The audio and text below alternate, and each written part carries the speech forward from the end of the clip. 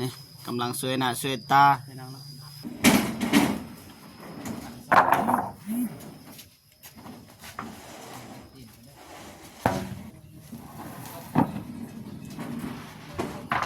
วันนี้จักเกลือแหละพี่ตรงทางนี้เกลือแหละบ่ว่านนี่ก็ตกบ่เสาร์ก็ตก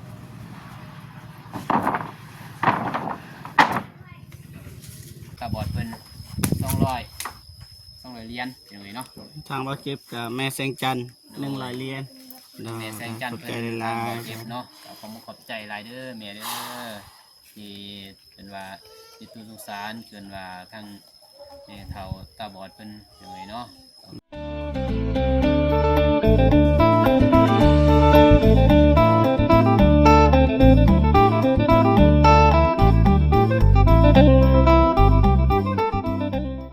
กับสบายดีและสวัสดีเด้อพ่อแม่พี่น้องเบิร์ดสู่คู่สู่คนเนาะทางในลาวและก็ต่างประเทศเนาะยินดีต้อนรับเข้าสู่ซองเบาเจ็บคือเก่าพี่น้องเนาะมื้อนี้ก็อยู่ที่บ้านตอกสมิงพี่น้องเนาะเอาไม้ลงเพราะว่าสิเฮ็ดบ้านให้เฒ่าตาบอดพี่น้องเนาะแต่ว่าตอนนี้แม่เฒ่าเพิ่นก็นี่กำลังสวยหน้าสวยตาพี่น้องเนาะทีมงานเฮาก็สิเอาไม้ลงพี่น้องเนาะเพราะว่าบ่เจ็บก็ได้ซื้อสังกะสีซื้อไม้เส้นสมทบกับเบาอนงพี่น้องเนาะมาหอดบานตอกสมิงและเมืองละมานแขวงเซกเกาะแขวงเซกกองพี่น้องเนาะถือแล้วพี่น้องสิเฮ็ดบานไม้ให้แม่เพิ่นพี่น้องเนาะไปลุยกันเลยพี่น้องเนาะพากันเอา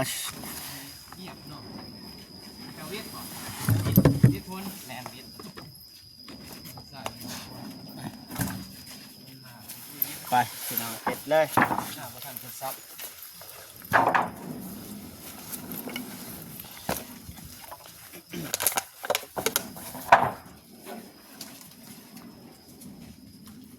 เอาใหม่ตัวนี้เฮ็ดเซาเลย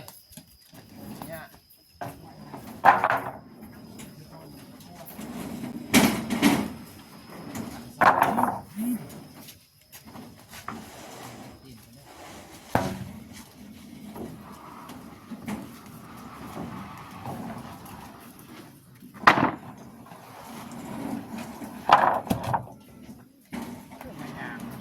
มีจะไม่ยากเลยมีจะไปที่นี่นะ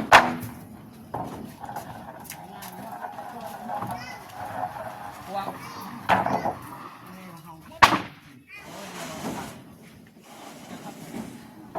ตั้งสีหินเลยป้าเนี่ยก็มืดเลย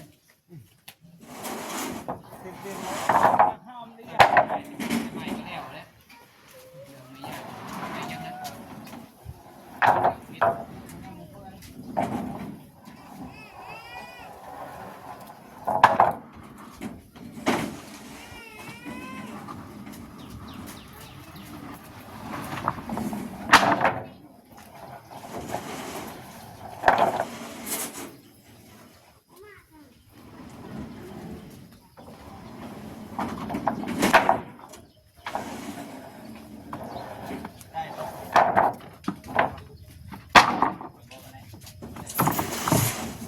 เดียวว่ารถใหญ่เขาเดียวมันพาเข้าเติมเนี่ยเลื่อนเลื่อนมาประมาณ10 นาทีเก่งเก็บจีจับจังจันได้สุดไปอยู่ได้ข้าวไปมื้อนี้รู้สึกว่าไหวเลย โอ้สบาย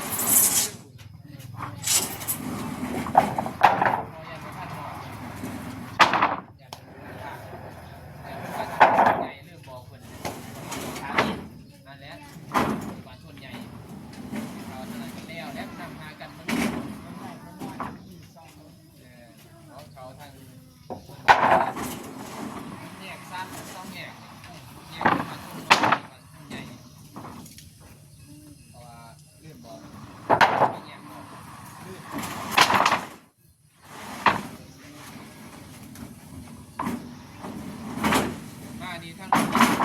เนาะทางนี้ฮอดมาแต่งโอ้เย็นวันนี้จักเกลือแหละพี่ตรงทางนี้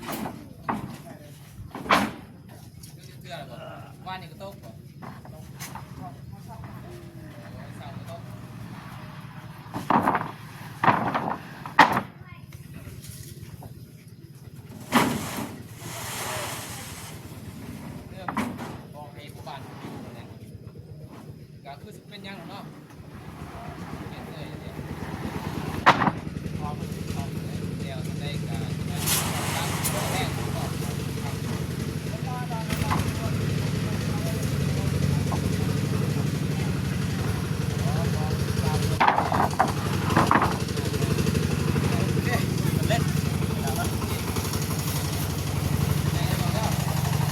โอเคสำเร็จพี่น้องนะสบายดีพอได้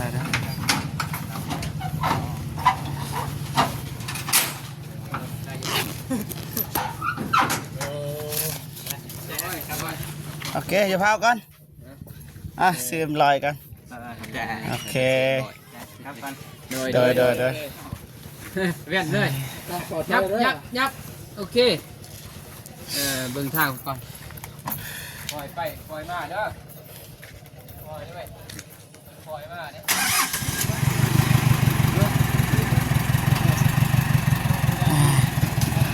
ครบสุดอาวุธพี่น้องโอ้เกือบลืมเก็ตมีพี่น้องอุปกรณ์บ่ฮู้ว่าพอหรือบ่เด็กปู เอาเลยสั่ง ซองกันซอยกันเด้สิท่าผู้หนึงผู้เดียวก็ได้นี่แหละตักลงแฮเลยแฮก็ไม่จอมตักเซ็งไง เป็นทำกันนี่แหละ อันไว้ง่ายกันเวลไม่เตงเลย ไม่ได้ลานก่อน ลานวะไปเตง ใส่ เล หม้อย พ่นซอยซอยเช็ดเลยมื้อนี้เดี๋ยวสำได้ก็เอาสำนันแล้วมีแต่ว่าใส่ทาบะบ่ท่านกามื้อให้ทั้งก่อนโดยสวัสดีบ่เจ็บให้ทั้งพอไปหาเบิ่ง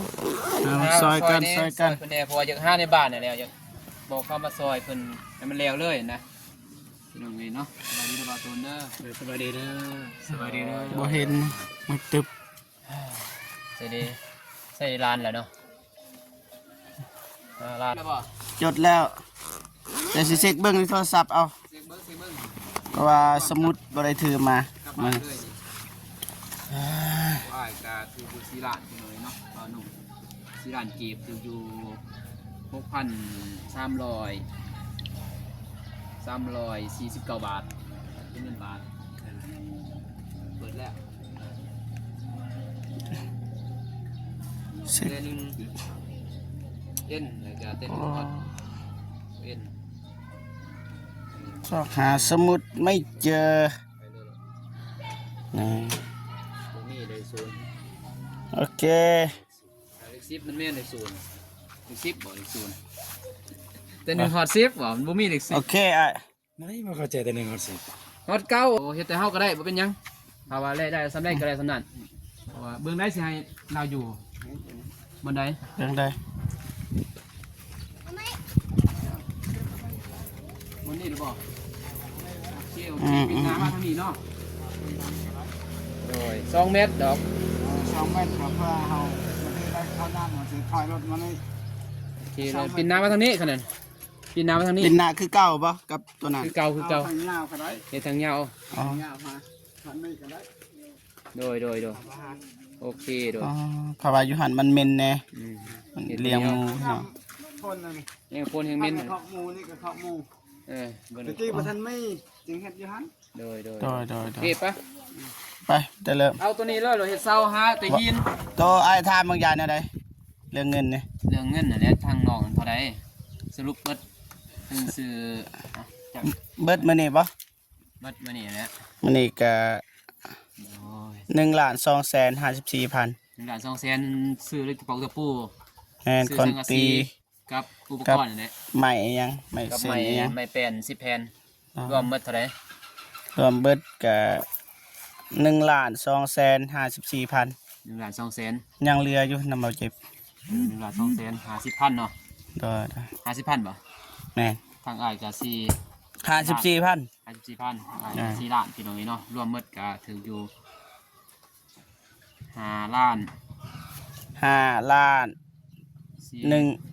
5ล้าน2แสน 50 54,000 54,000 5ล้าน1แสน5ล้าน1แสน54,000กีบเป็นเงินบาทถึงอยู่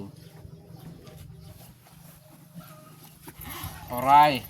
เฮาสมองบ่เก่งพี่น้องนี่เนาะบ่าวนุ่งก็ไล่ซื่อๆผิดๆนั่นแหละ บ่ได้บ่เก่งเรียนก็จบอยู่ 5 ล้าน ลง 454,000บ่ 54,000แต่บ่เก็บยังลืมอันนี้ 54,000 เพื่อนเพื่อนพ่อก็ยังเงินครับยังแม่น แม่นบ่ อ๋อนี่มัดไป 8,658 เท่าไหร่ 8,658 58 บาทพี่น้องเอ้ยเนาะ เบิดมื้อนี้ เงินไทยเบิดมื้อนี้แต่ว่าเบาน้องหันรับทางพอเพิ่นว่าภูมิมาสุวรรณสารเพิ่นอยู่ต่างประเทศแล้วเป็นคนลาวพี่น้องเอ้ยเนาะเป็นคนสารวัตรนี่แหละทางเมืองคงเราเพิ่นว่าเราซอยทางเมบุญมีเพิ่นนั่นแหละอยู่สหรัฐอเมริกาพี่น้องเอ้ยเนาะซอยทางเบานุ่งมาให้เฮ็ดเพิ่นว่ามาเป็นสะพานบุญนั่นแหละเพิ่นว่าทางเมเฒ่าตาบอดเพิ่น200เหรียญพี่น้องเอ้ยเนาะ ทางบ่เก็บกับแม่แสงจันทร์100เหรียญ แม่แสงจันทร์ ขอบ เพิ่ ใจ น หลา ทาง ย บ่เก็บเนาะก็ขอบใจหลายเด้อแม่เด้อที่เป็นว่าที่ตุสงสารเกินว่าทางแม่เฒ่าตาบอดเพิ่นพี่น้องเอ้ยเนาะขอบใจหลายทั้งแม่แสงจันทร์เด้อโดยไปบ่ได้ห่างเฮ็ดรถบาดนี่ เฮ็ดบาดนี้ มีแต่แทกเอาเม็ดเรียบร้อย ไปเลิก เลยสไตล์โมเดิร์นเด้อ โมเดิร์นบ่ โมเดิร์นโลด สไตล์โมเดิร์นพี่น้อง เพื่อนเราเฮ็ดทรงโมเดิร์นยังไง โอเคฮะ โมเดิร์นสูง2 เมตรพอ